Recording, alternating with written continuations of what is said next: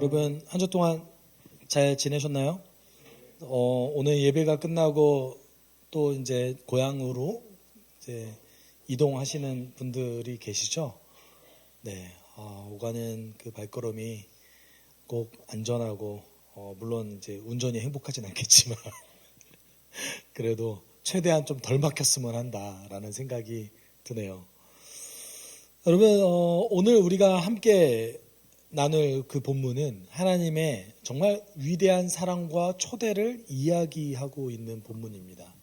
특별히 저는 이제 제가 한 주 동안 개인적으로는 내가 어디에 속해 있는 목회자인가에 대해서도 좀 진지하게 고민하는 시간들이었기 때문에 뭐 이 짧은 3절부터 6절까지의 구절이 뭐 얼마나 난해하고 대단하길래 이렇게 얘기하시나라고 얘기하고 있지만 칼빈주의 개혁주의 안에서 이 구절은 사실 예정론을 다루고 있는 곳입니다. 저에게 있어서 예정론은 굉장히 어려운 교리였습니다.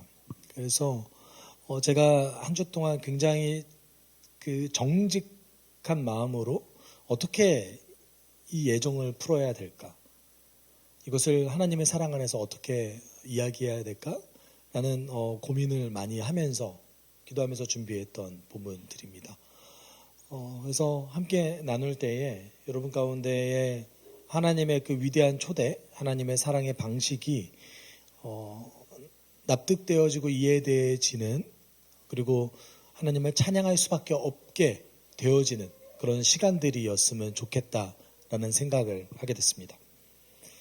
여러분, 우리는 하나님으로부터 분명 특별한 역할을 부여받은 성도, 거룩한 백성으로 부름받았습니다. 그리고 그 거룩한 백성들은 예수 그리스도께 충성한 자들이었죠. 그래서 바울은 1, 2절을 통하여서 우리에게 은혜와 평화가 같이 있기를, 언제나 가득하기를 이렇게 문안하죠. 이게 바울의 아주 전형적인 논법인데, 바울이 서신서에서 은혜와 평강을 대부분 이제 구하게 되죠. 그리고 그 은혜는 하나님이 하신 것과 하나님이 하신 일이 우리 삶 가운데 적용되는 것에 관련되어져 있습니다. 네. 그래서 우리가 은혜라는 말을 물론 너무 지나치게 조심할 필요는 없죠. 사실 우리가 누리고 있는 것이 다 하나님의 은혜 아닙니까? 그렇죠. 하나님이 주신 선물 중에 하나잖아요.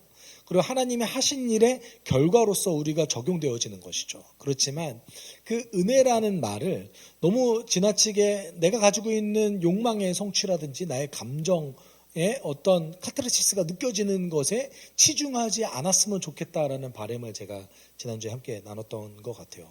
그렇다고 너무 은혜라는 표현 너무 조심스럽게 쓰진 않으셔도 괜찮아요. 제가 이렇게 얘기했다고 해서 굉장히 조심스럽게 사용하시고 이러시더라고요. 네. 여러분, 이제 오늘 본문으로부터 이제 바울의 찬송문이 3절부터 14절까지 이어지면서 특별히 이제 본격적인 내용이 시작되고 있습니다. 바울은 오늘 본문을 시작하면서 찬송하리로다 우리 하나님 아버지라고 얘기하면서 전형적인 1세기 유대인들이 보여주고 있는 찬송문을 가지고 옵니다. 사실 바울의 서신서에 보면 찬송문의 형태를 가지고 있는 것들이 조금 있습니다. 여러분 찬송문 이러면은 그냥 찬양하는 거 아닙니까? 라고 얘기하고 있지만 당시에 이제 문맹률이 굉장히 높고 그리고 사람들이 그 성경을 가지고 다니면서 읽고 있지 않았기 때문에 성경을 가지고 다니면서 읽을 수 있는 것이 아니었어요. 그래서 회당이나 교회에 빛이 되어져 있었거든요, 성경이. 그러면 어떻게 해야 될까요? 성경 다 외울 수 없잖아요. 그러면 그 성경의 핵심 내용들을 어떤 형식에 맞춰서 찬송문 또는 기도문의 형태로 암송할 수 있게 만든 거예요. 그래서 찬송문이라는 것은 사실 1세기 유대 문화 안에서 신앙생활과 경건생활의 핵심 중 하나였습니다. 사실 이 찬송문의 형태에서 우리가 가지고 있는 그 신앙 고백들, 여러분이 하고 있는 신앙 고백. 여러분 신앙 고백하면 뭐죠?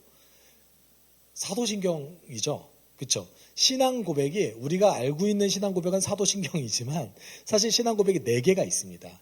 이거는 이제 모든 기독교가 인정하는 신앙 고백이에요. 그러니까 개신교만 인정하는 게 아니에요. 여러분 그 기독교는 세 가지의 종파가 있습니다. 하나는 카톨릭이 있고 개신교가 있고 그 동방교회가 있습니다. 이 세 가지의 종파가 모두가 인정하는 신앙 고백이다 해서 4대 신경이라고 얘기해요. 사도신경, 니케아 신경, 칼케톤 신경, 아타나시우스 신경이라는 것이 있어요. 우리는 이제 사도신경이 익숙하죠. 그리고 이제 미국 개신교 교회를 가면 니케아 신경까지는 같이 외웁니다.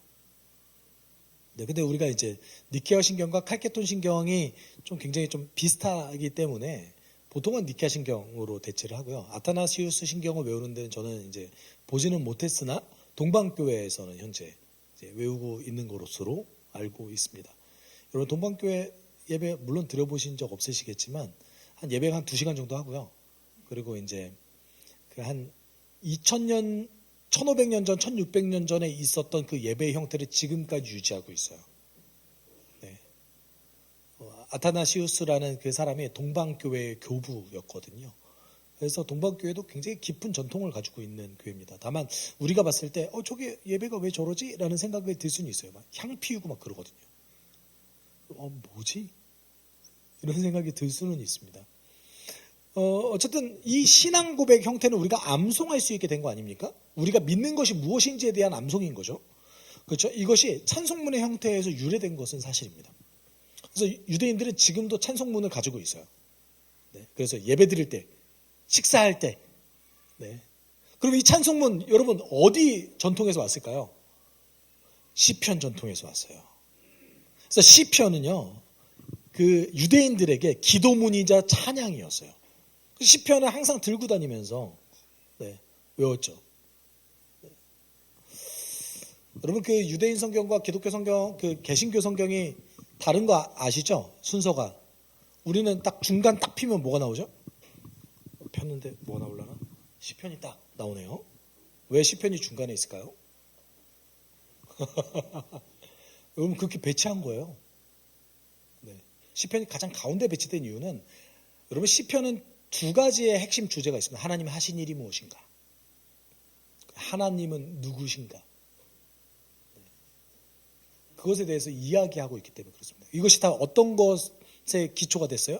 찬송문의 기초가 된 거예요. 그리고 오늘 본문은 하나님이 하신 일에 대해서 바울이 형식적인 형태로 찬송문을 만든 거예요. 운율을 맞춰서. 그러면서 이제 본격적으로 무슨 일을 하셨는가 이야기하죠. 3절에 이렇게 얘기합니다. 우리 주 예수 그리스도의 아버지이신 하나님을 찬양합시다. 하나님께서는 그리스도 안에서 하늘에 속한 온갖 신령할 복을 우리에게 주셨습니다. 여러분, 오늘 본문 3절에서 6절까지 가장 중요한 말이 3절에서 6절까지 매 절마다 반복됩니다. 그것이 무엇일까요? 가장 중요한 한 단어를 꼽는다면 그리스도 안에서. 여러분 그 매절 반복돼요. 그리스도 안에서, 그리스도를 통하여, 아들 안에서. 사실 이렇게 반복할 필요 없잖아요. 그렇죠? 매 절마다 왜 굳이 그걸 반복할까요?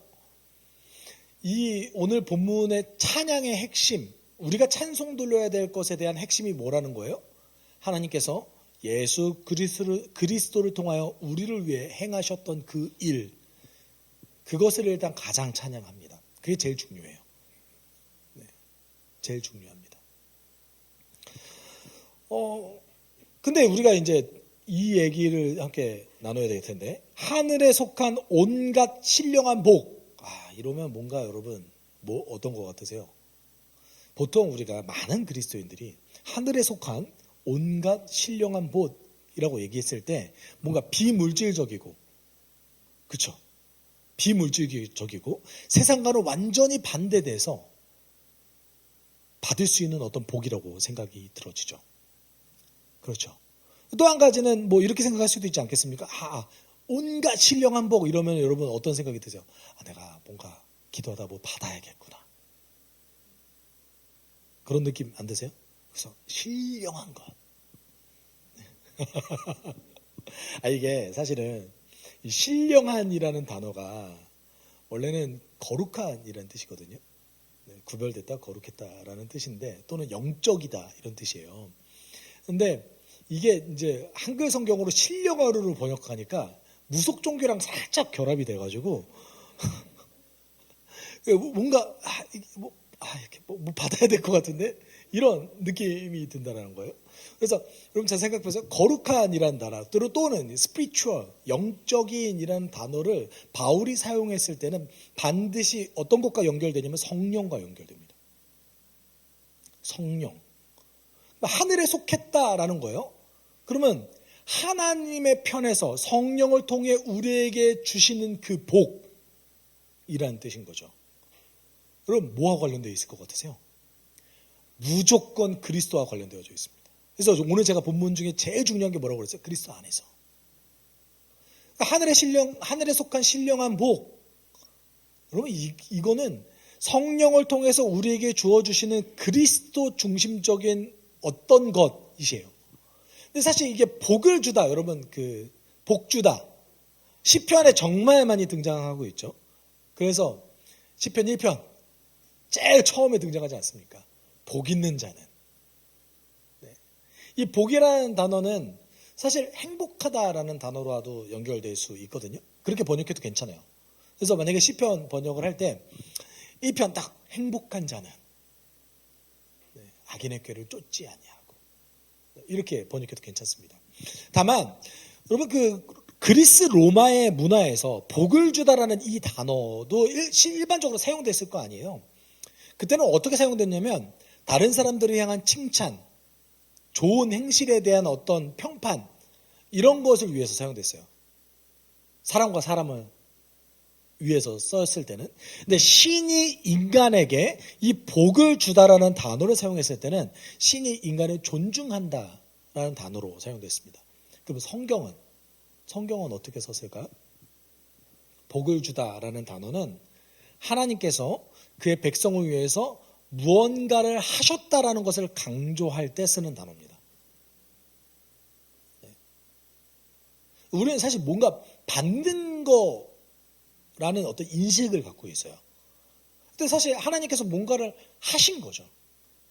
그리고 그 뭔가를 하신 것에 대한 결과를 우리가 적용받고 있는 것이죠. 그래서 하나님의 행하심에 관련되어져 있어요. 누구를 위한? 그의 백성을 향한. 그럼 여러분 이거 해석해 봅시다. 하늘에 속한 온갖 신령한 복을 우리에게 주셨다고 얘기해요. 성령과 관련돼서 그리스도 중심적으로 우리에게 뭔가를 행하셨습니다. 과거에 행하신 거예요. 이거는. 그 과거에 행하신 것을 지금 현재도 그 하나님의 행하신 것을 수용하고 받아들이는 자들에게 어떻게 해요? 성령께서 적용해 주시죠. 그게 3절에 얘기하고 있는 거예요. 그러면서 4절에 구체적으로 그것이 무엇인가를 얘기하고 있는 겁니다. 여러분 그렇게 따지면 그리스도를 중심적으로 성령께서 우리에게 행하신 그 일은 여러분 세상과 완전히 분리되고 비물질적인 것입니까? 안 그래요.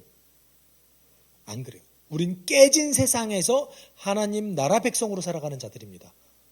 그러면 물질 세계 내에서 우리가 하나님께 받은 그 하나님께서 나를 위해서 하셨던 그 일을 내 삶 가운데 적용해서 살아가는 것인 거죠.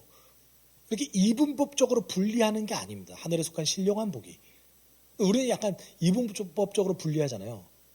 그래서 하늘에 속한 신령한 복은 어디 와서 받는다고 생각하세요? 예배 때. 그렇죠? 그러면 이 공간을 벗어나면요. 네. 그 복이 이제 달아나나요? 마치 우리 다리 떨면 복 달아나듯이. 그렇지 않다라는 겁니다. 네. 일상을 살아가는 우리에게 하나님께서는 지금 이 순간에도 계속해서 일하시고 계시고 과거에 일하셨던 것을 우리에게 적용하십니다. 네. 이것은 사실 바울의 구원론 전체를 망라해서 시제 전체를 넘어서는 일이에요. 네. 우리 하나님 나라에 대해 제가 강조를 굉장히 많이 했잖아요. 그럼 하나님 나라를 우리가 인정하는 자들, 하나님 나라를 발견한 자들은 구원의 시제가 과거에 행하셨고 지금도 행하시고 계시고 미래에도 완성하실 것에 대한 수용이지 않겠습니까? 그러면 하늘에 속한 신령한 복은요. 역시 과거, 현재, 미래를 다 포함하는 개념인 것이죠. 네. 그럼 구체적으로 어떤 일을 행하셨는가? 우리 4절 같이 읽어볼까요? 같이 읽어봅시다. 하나님은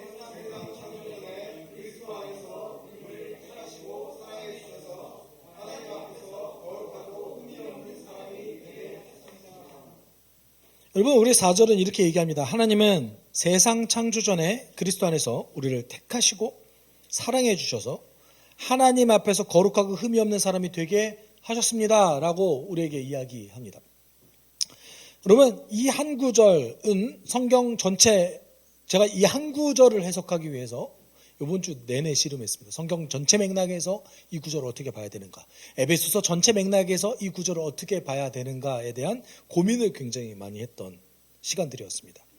제가 이 구절을 모두 이해했다고 이야기할 수는 없지만 정직하게 함께 좀 나눴으면 좋겠는데, 물론 4절에서 가장 강조하는 부분은 그리스도 안에서입니다. 그리스도 안에서 하나님께서 행하셨던 것, 이것이 가장 강조되고 있습니다. 그런데 여러분, 여기서 이야기하고 있죠. 여러분, 우리가 창세 전에, 우리가 이거 직역하면 우주의 기초가 놓이기 전에 하나님께서는 우리를 향한 어떤 계획이 있으셨대요. 유대인들이 이 표현 사실 자주 쓰거든요. 1세기 유대인들도 창세 전에라는 표현을 자주 썼습니다. 제가 아까도 말씀드렸듯이 오늘 본문은 찬송문입니다. 그럼 유대인들이 원래 많이 사용했던 어떤 그 표현들을 가져와서 쓴 것도 사실인 거죠. 그럼 창세 전에라는 것이 무엇을 강조할까요? 하나님의 계획이 얼마나 확고한지를 보여주고 있는 거예요. 하나님의 계획은 확고하다. 우리 하나님의 계획은 약속하신 대로 그대로 성취된다. 이것을 강조하는 것이 창세 전에라는 표현입니다. 그럼에도 불구하고 이 창세 전에라는 이야기는 동시에 사실을 이야기하고 있기도 해요. 어떤 사실이에요? 세상이 창조되기 전에 하나님께서는 우리를 향한 구원에 대한 계획이 있었다라는 이야기입니다. 하나님께서는 분명 창세 전에라는 개념 안에 어떤 것이 들어가 있냐면 시간과 공간은 하나님의 창조물이라는 개념을 갖고 있습니다. 하나님께서는 시간을 넘어서신 분이시기 때문에 모든 계획을 갖고 계세요. 그런데 여러분, 저는 이것을 좀 한번 고민해 볼 필요성이 있는 것 같습니다. 창조 전에 그리스도 안에서 우리를 택하시고, 사실 개인적으로는 저는 칼빈의 기독교 강요 굉장히 좋아하는데, 칼빈의 기독교 강요 안에서 이 구절을 해석하면서 예정을 이야기합니다. 하나님께서는 한 개인을 창조 전에 미리 선택하셨다. 네. 그리고 선택받지 않는 자들은 자연스럽게 논리적인 귀결로서 그것도 역시 선택된 거나 마찬가지다. 저는 개인적으로 이제 칼빈의 모든 말을 동의하지는 않습니다. 여러분, 개혁주의도 굉장히 스펙트럼이 넓어요. 그런데 이제 제가 칼빈을 굉장히 위대한 신학자라고 보는 이유는 칼빈이 가장 위대한 부분은 뭐냐면 거의 최초, 어거스틴 다음에 거의 최초일 거예요. 성경이 우리의 삶을 해석할 수 있는 확고한 신앙 기반이라는 것을 증명했기 때문에 칼빈이 위대한 학자인 겁니다. 근데 그가 말했던 모든 것이 사실 성경과 동일한 권위를 가느냐라고 봤을 때는 그렇지 않아요. 그도 목회자이고 신학자인 거죠. 다만 칼빈이 위대한 것은 여러분, 그 개혁파 신학 전체를 총망라해서 정리했다라는 것에서 위대한 신학자라고 불려지는 겁니다. 그래서 여러분, 우리는 칼빈주의 전통 안에서 가지고 있는 거 굉장히 많습니다. 직업소명설이라든지, 그다음에 저항권, 이런 거 다 칼빈으로부터 나온 거예요. 네. 그런데 우리가 한번 고민해 볼 필요성이 있어요. 창조 전에 그리스도 안에서 우리를 택하셨다, 선택하셨다라는 단어를 씁니다. 그리고 5절에서도 미리 예정하셔서라는 단어를 써요. 그럼 선택했대요. 이거 여러분 납득이 되세요? 같이 한번 살펴보죠. 제가 이 구절을 함께 나누기 위해서는 한 3가지 정도 여러분 전제를 해야 될 것들이 있습니다. 그럼 무엇을 우리가 함께 나눠야 되는가 고민해 봐야 되는 거죠. 그렇죠? 저는 사실 첫 번째 우리가 전제해야 될 것은 하나님께서는 세상을 창조하기 전에 이미 인간의 타락과 회복 그리고 구원의 완성에 대한 계획을 가지고 계셨습니다. 하나님은 분명히 시간을 벗어난 존재이십니다. 분명히 시간을 벗어난 존재이세요. 그래서 이 하나님께서는 우리를 향한 어떤 시간을 벗어나서 인간이 타락, 그다음에 그 타락에 대한 회복 그리고 완성에 대한 전체적인 계획을 충분히 가질 수 있는 분이십니다. 그리고 성경은 그렇다고 이야기합니다. 그러면 제가 여쭤볼 것이 있습니다. 이것은 계획이에요. 그렇죠? 플랜입니다. 그러면 하나님께서는 플랜 A, B, C, D, E, F, G 있으실까요? 없으실까요? 다 있으십니다. 그리고 우리는 보통 이렇게 얘기하죠. 하나님은 모든 마스터 플랜을 다 갖고 계시다. 하나님은 시간을 벗어난 존재이시기 때문에 모든 계획을 미리 가지고 계실 수 있다? 논리적으로 납득할 수 있죠. 근데 제가 오늘 본문을 함께 나누면서 그리고 준비하면서 저에게 있어서 가장 어려운 지점은 무엇이었냐면 논리적으로 이해돼요. 네, 그리고 그것이 논리적으로 납득되어집니다. 하나님은 그런 분이시니까요. 근데 이제 저의 감정적인 부분에서 저의 어려움은 무엇이었냐면 하나님께서 인간이 타락하기 전에 미리 막지 않으셨다라는 것이 어려웠어요. 왜 그러셨을까? 제가 어떤 느낌이었냐면 저에게 그것은 마치 어린아이가 위험에 빠졌는데 그것을 막지 않는 부모와 같은 느낌인 거예요. 여러분 혹시 그런 느낌 받지 않으셨습니까? 하나님께서 우리를 창조하셨는데 왜 막지 않으셨을까? 제가 이 지점에서 기도 많이 했어요. 하나님, 제가 문제인 건가요? 제가 성격이 꼬여가지고 이렇게 생각하는 걸까요? 막아주시면 안 됐을까요? 이런 생각을 사실 했습니다.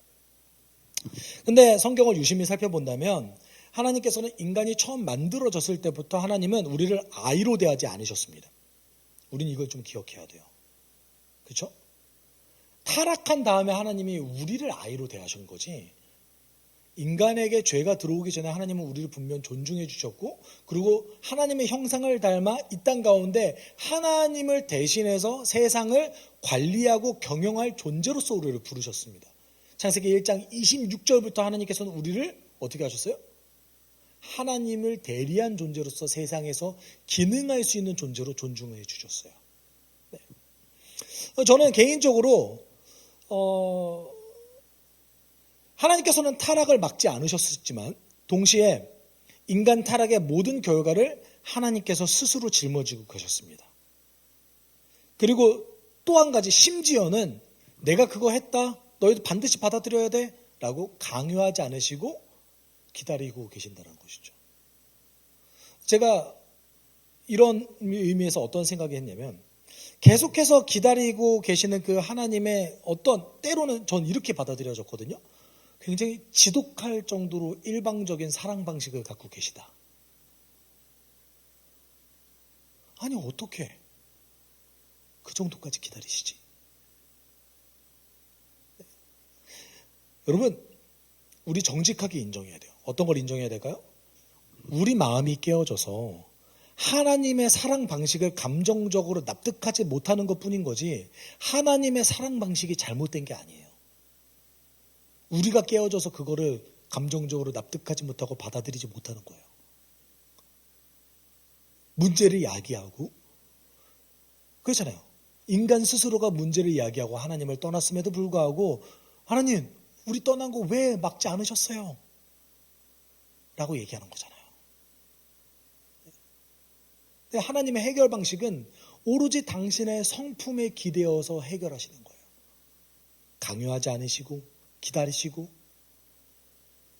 그리고 그 인간 타락에 대한 모든 결과물을 스스로 짊어지고 가시고, 그렇게 하셨음에도 불구하고 지금 이 순간에도 강요하지 않으시고 우리를 설득하시는 그 하나님의 지독할 정도로의 일방적인 사랑 방식. 여러분, 그건 하나님의 사랑이 부족한 것이 아니라 하나님의 사랑을 이해하지 못하는 우리가 부족한 겁니다. 그 방식이 잘못된 것이 아니라 하나님의 사랑을 약간 이렇게 약간 아직도 우리 꼬여있는 그 마음으로 왜 이 정도밖에 안 해주셨어요? 더 해주셨으면 좋지 않았어요? 라는 우리의 사실 투정인 거죠.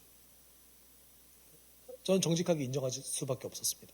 내가 지금 하나님께 투정하고 있구나. 심지어 그거에 대한 약속도 있습니까? 없습니까? 있어요.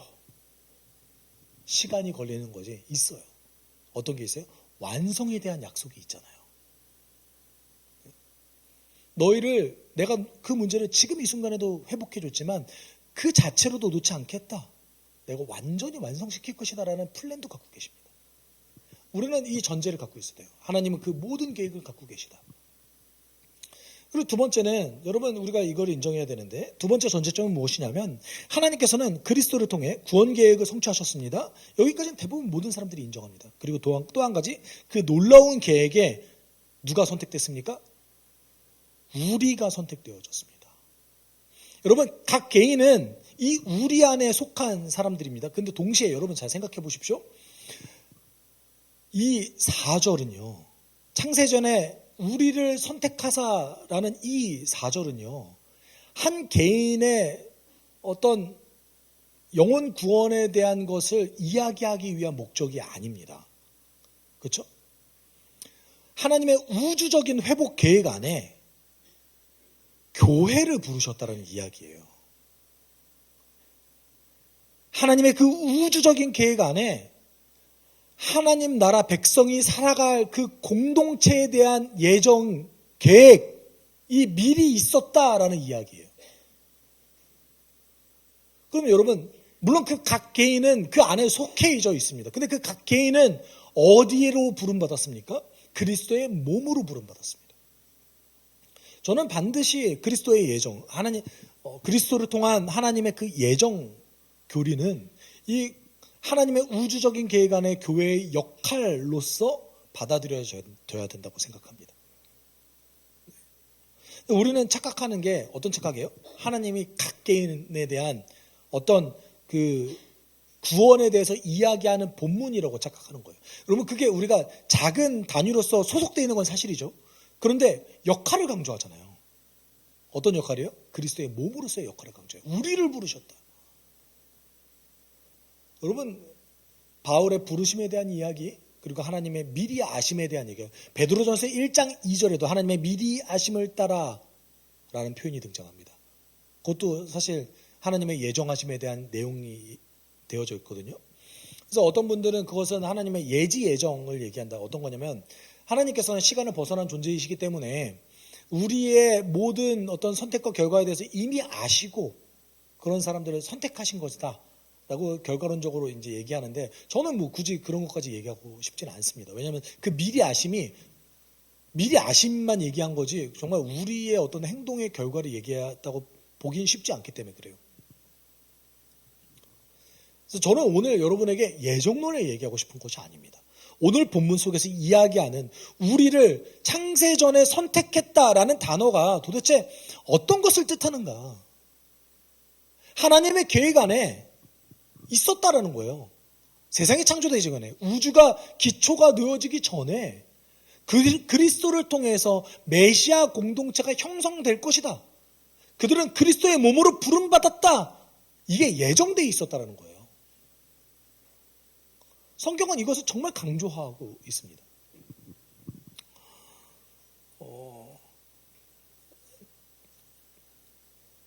여러분 그 에베소서 1장은요 하나님의 우주적인 계획을 얘기하고 있어요. 그러니까 이런 거죠, 여러분. 원래 우리가 그 책을 읽을 때 좀 광범위하게 한번 얘기한 다음에 강론으로 들어가잖아요. 그렇죠? 에베소서는요 그리스도를 통해서 교회가 하나님의 우주적인 계획 안에서 무엇을 행해야 되는가에 초점이 맞춰져 있습니다. 그게 계획되어져 있었다고요. 언제요? 창세전에. 그리고 세 번째 우리가 기억해야 될 것이 있습니다. 같이 이거 읽어봅시다. 우리를 창조전에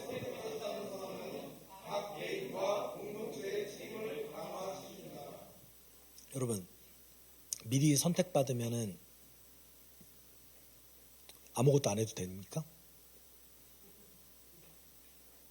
이거는 정말 잘못 가르친 거예요. 왜냐하면 하나님의 예정하신 구원 계획 안에는 그리스도의 몸으로 부름받은 자들의 역할이 들어가 있습니다. 이유가 있어요. 목적이 있어요. 여러분 이렇게 생각해 봅시다. 여러분이 누군가를 초대했어요. 그래서 여러분이 굉장히 맛있는 요리를 준비했어요. 식탁에. 그리고 그분이 실제로 왔어요. 그 시간에 초대를 받아서. 근데 안 먹어.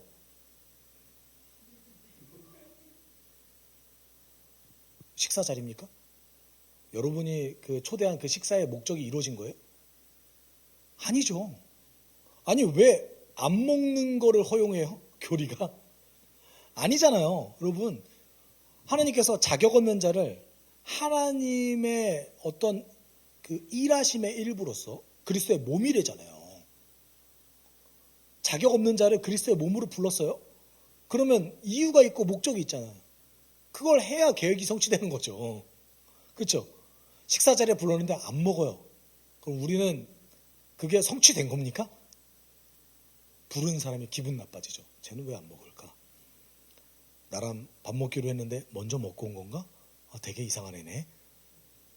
이렇게 생각하지 않겠어요? 잘 먹어야죠. 그렇죠? 하나님께서 창세전에 미리 계획하셔서 밥상을 차려주셨어요. 어떻게 해야 돼요? 먹어야죠. 그렇죠? 개인의 책임이 약화되지 않아요. 어떻게 돼요? 훨씬 강화됩니다. 훨씬. 바울이 그래서 이 예정에 대해서 얘기한 다음에 곧바로 이어서 얘기하는 게 뭡니까? 하나님 앞에서 거룩하고 흠이 없는 사람이 되게 하셨습니다. 이 구절을요, 생략된 언어가 있어요. 영어로는 so that이 생략됐어요.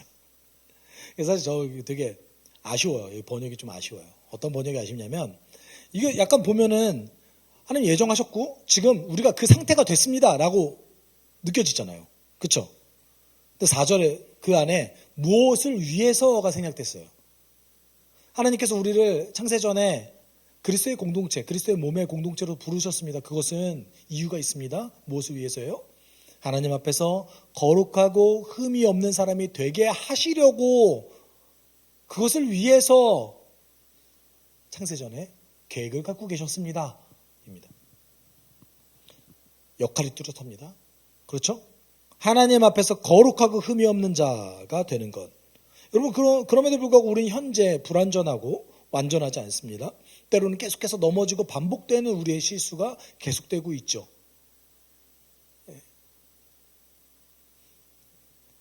이게 다 성취됐다는 얘기인 거예요? 아니요. 이게 목표점이라는 거예요. 이 목표점을 위해서 예정하셨어요. 여러분 이 목표점을 굉장히 구체적으로 서술한 것이 5절이에요. 그렇게 따지면 5절에서도 역시 이렇게 얘기하죠. 하나님께서 그러면 왜 우리를 향한 그런 놀라운 구원 계획을 갖고 계시는가? 그 근본적인 이유.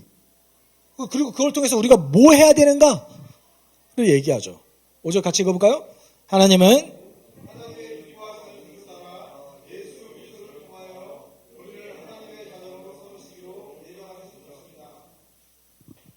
여러분 하나님은 하나님의 기뻐하시는 뜻을 따라서 그러니까 어떤 얘기인 거예요? 우리를 위해서 뭔가 하시는 것을 기본적으로 굉장히 기뻐하시고 좋아하신대요. 하나님 그런 분이세요. 우리를 위해서 뭔가 행하시는 걸 굉장히 기뻐하시고 즐거워하세요. 그 하나님의 성품과 하나님의 뜻을 따라서 우리를 향한 계획을 갖고 계셨고 그 계획을 성취하십니다.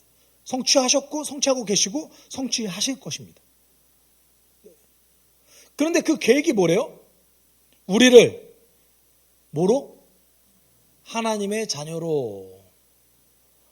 네, 여러분 이게 헬라어로 정확하게 번역하면 우리를 하나님의 양자로 삼으셨습니다. 입니다. 제가 사실 이 구절을 처음 봤을 때는 어떤 생각이냐면 여러분 그런 생각 안 해보셨어요? 로마서에도 양자됨이 나오는데 아니 친자식으로 부르시지 왜 양자로 부르시지? 저만 이런 생각했나요? 이왕이면 친자식이 낫지 않아요? 왜 그러지? 제가 이상한 사람인가요? 물론 여러 개 계신 분들 중에 무슨 거기까지 고민하세요? 라고 솔직히 우리 정직하게 난 그런 생각 해봤다. 그렇죠? 왜 양자로 부르시지? 저 이게 약간의 저의 텍스트를 읽어가면서 저만의 약간 감정적인 불만이었어요.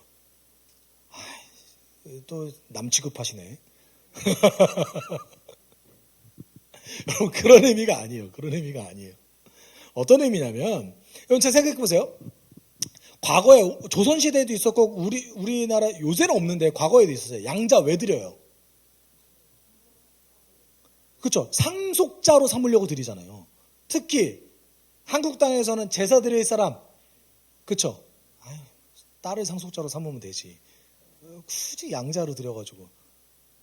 그리스 로마 문화에서도 자신의 친자식 중에 상속받을 사람이 없을 때 어떤 행동을 하냐면 자신이 낳지 않은 아들을 드리는 거죠. 그리고 그 사람을 상속자로 삼는 거예요. 그렇죠. 근데 여기서 양자로 삼으시기로 예정하셨다라는 말이 어떤 뜻이냐면 하나님이 상속자로 삼으시려고 받아들이셨다라는 법적인 용어예요.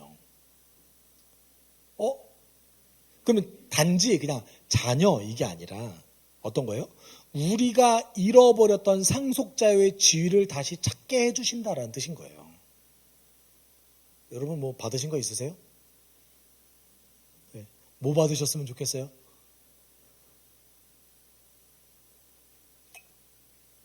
이왕이면 주님 로또 좀 되게 해주세요. 네. 뭐 그런 기도 안 하세요? 여러분 성경은요 굉장히 이상한 표현의 언어들이 많이 있습니다. 자 생각해 보세요. 이집트를 떠난 백성이 광야를 떠돌아다니고 있을 때에 가나안 땅을 표현하는 하나님이 가나안 땅을 표현하면서 뭐라고 얘기하세요? 젖과 꿀이 흐르는 땅. 여러분 가나안 땅이 젖과 꿀이 흐르는 땅이면요 이집트는 젖과 꿀이 넘치는 땅이에요. 비교할 수 없는 땅이에요. 이집트는 여러분 식량 걱정을 해본 적이 없는 땅이에요.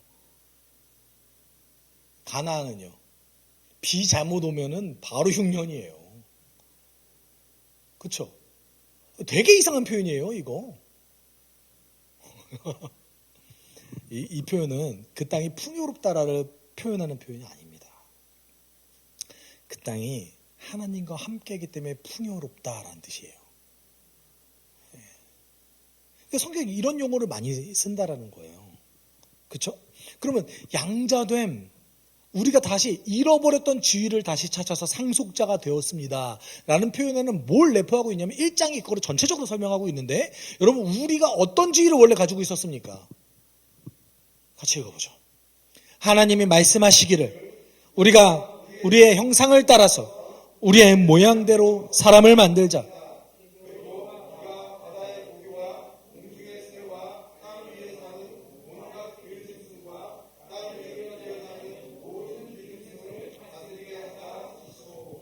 여러분 우리는 어떤 지위를 가지고 있던 사람이었습니까? 하나님의 형상을 따라 하나님의 모양대로. 동의어예요 이거.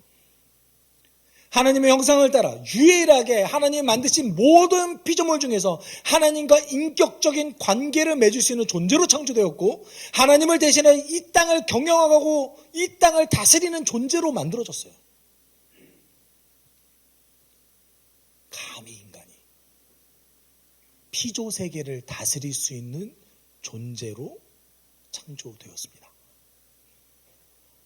우리를 양자 삼으시기 위해서 하나님의 기뻐하신 뜻을 따라 계획하셨다, 예정하셨다라는 뜻은 우리를 자녀 삼으시기 위해서 예정하셨다라는 뜻은 우리가 잃어버렸던 이 상속자의 지위, 하나님과 소통하고 이 피조 세계를 하나님 나라 백성으로서 다스리고 경영할 수 있는 그 상속자의 지위를 다시 회복시키신다는 뜻을 갖고 있습니다. 네. 여러분 하나님의 계획은요 우리의 책임과 우리의 사명과 우리의 특권을 훨씬 더 강화시킵니다. 단지 너가 예수 잘 믿으면 천국 가 이게 아니에요. 너가 이 땅에서 예수 잘 믿으면 나중에 죽어서 천국 갈 수 있어. 이게 아니에요. 이 땅 가운데서 하나님의 회복하시는 일을 함께 동행하고 동역하는 하나님의 상속자가 되었다라는 뜻이에요. 여러분, 하나님의 상속자의 주의를 우리가 다시 회복했을 때, 여러분, 우리가 하나님의 상속자를 회복하기 전에는 세상은 우리에게 실패를 안겨주는 곳입니다. 세상은 우리를 위협하는 곳입니다. 실제로 타락한 이후에 하나님의 저주를 받은 이 세상은 우리를 위협했습니다. 그렇잖아요. 하나님 나라 백성이 된 우리들에게 세상은 더 이상 위협의 존재가 아닙니다. 어떤 존재예요? 우리가 회복해야 될 곳, 우리가 다스려야 될 곳, 마땅히 하나님의 백성으로서 상속자의 역할을 해야 될 그 공간, 그곳이에요. 여러분, 교회에서 훈련받아서 작전회의 잘하신 다음에 나가셔서 일하세요. 역할을 발견하세요. 상속자의 지위를 회복하세요. 작전회의 하는 곳에서 너무 많이 뛰려고 하지 마시고, 물론 여기서 목회자의 여기서 약간 갈등이 있습니다. 저는 여러분이 뼈를 갈아 맞아서 교회를 위해서 헌신했으면 좋겠거든요. 네. 그렇지만 우리 주님은 우리를 상속자의 지위로 회복시키셔서 만물을 회복하는 존재로서 우리를 부르셨어요. 네. 여러분이 뭐 어떤 저는 그냥 돈 버는 기계인가요? 아니에요. 물론 깨진 세상에서 하나님 나라 백성을 살아갈 때 어려움이 있죠. 돈 벌기 얼마나 어려워요. 그렇죠? 어려워요. 제가 노동을 안 했다고 착각하지 마세요.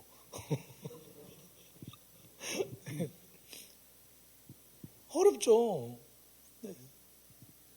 그렇지만 여러분, 그 안에서 이 세상에 위협으로 다가오는 게 아니라 그 세상이 여러분에게 이제 회복해야 될 대상이라고요.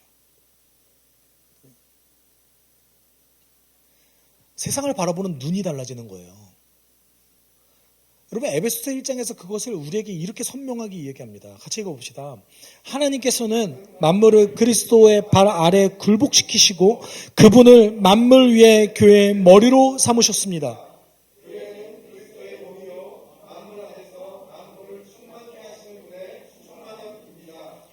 여러분, 하나님 나라가 열리고 이 땅의 왕으로서, 이 땅의 주인으로서 하나님께서 예수를 세우셨습니다. 심지어 그분은 우리 교회의 머리가 되십니다. 그리고 우리를 뭐로 부르셨어요? 그리스도의 몸으로 부르셨어요. 예수께서 능력이 없으셔서 그 일을 못하신다라는 것이 아니라 우리를, 자격 없는 우리를 그분의 동역자로 세우셨다고요. 그분의 상속자로 세우셨다고요.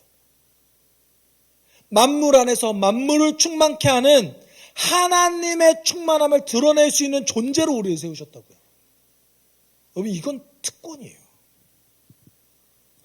여러분, 이게 여러분에게 의무가 되면 안 됩니다. 여러분, 이것이 여러분에게 소망이 되어야 됩니다. 자, 그런 존재가 되게 해주십시오. 자, 그렇게 살게 해주십시오. 여러분, 분명 성경은 세상의 멸망을 이야기합니다. 여러분이 아무리 백날 노력해도 세상이 안 변할 수 있습니다. 그렇지만 여러분 주변에 있는 천하보다 귀한 한 생명을 살릴 수 있어요. 그렇게 살아가면. 여러분, 초기 기독교는 메시지가 너무나 아름다워서 설득력이 있어서 전도된 게 아닙니다. 그것 때문에 성장한 게 아닙니다. 우리의 삶의 방식이 달랐기 때문에 사람들이 설득되어진 겁니다. 왜요? 그들은 세상을 다른 눈으로 바라봤거든요. 어떻게요? 이곳은 우리가 회복해야 될 곳이다. 우리 안에 양심이라는 것이 존재해요. 예수를 안 믿는 사람도 어떤 한 위대한 가치를 위해서 살아간 사람들을 보면서 굉장히 큰 감동을 느낍니다. 그렇지 않습니까? 여러분, 모든 그리스도인들은 그런 가치를 위해서 살아가도록 부름받았습니다. 그 삶에 감동이 있습니다. 그 전체의 계획을 하나님께서 창조 전에 이미 얘기하셨다고요. 그리고 사실 이 계획은요, 하나님의 창조 원리와도 맞닿아 있습니다. 결국은 하나님의 창조 세계가 다시 회복되어지는 것을 뜻합니다. 그리고 완성되어지는 것을 뜻합니다. 여러분, 이 하나님의 계획을 바울 입장에서는요, 어떻게 찬양하지 않을 수 있습니까?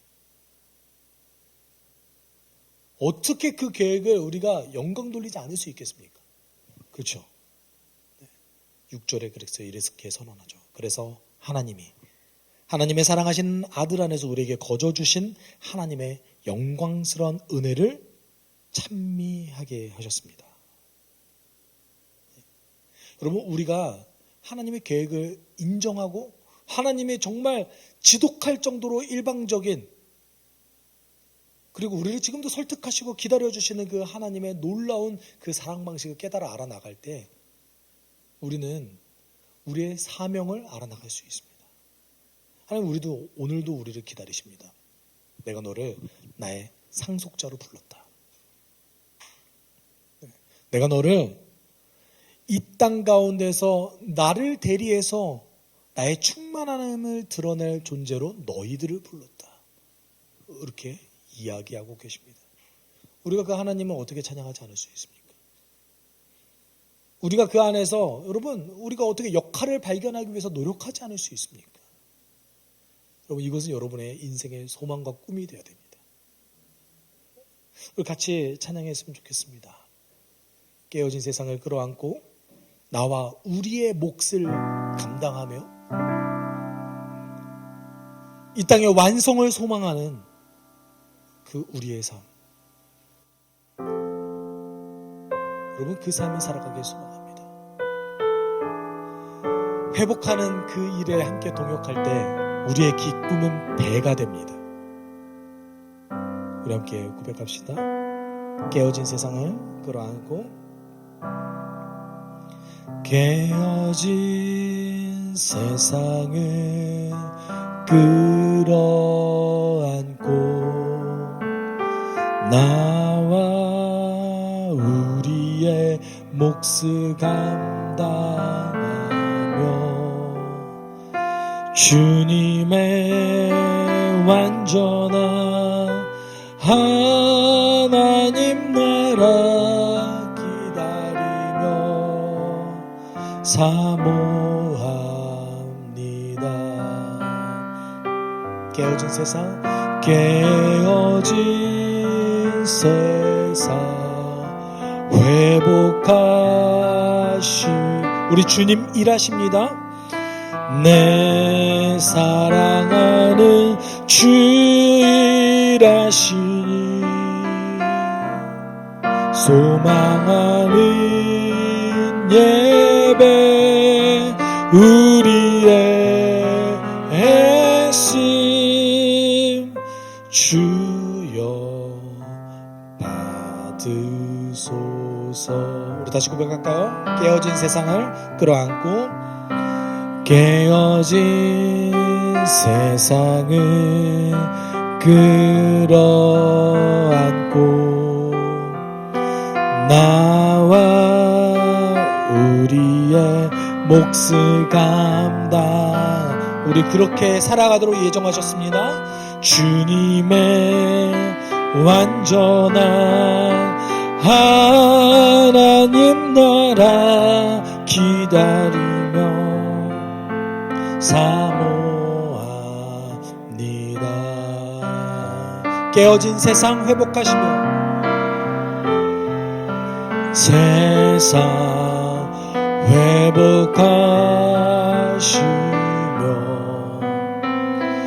내 사랑하는 주 일하시니 소망하는 예배 우리의 애씀 주여 우리 다시 고백합시다. 깨어진 세상 회복하시며 깨어진 세상 회복하시며 내 사랑하는 주 일하시니 소망하는 예배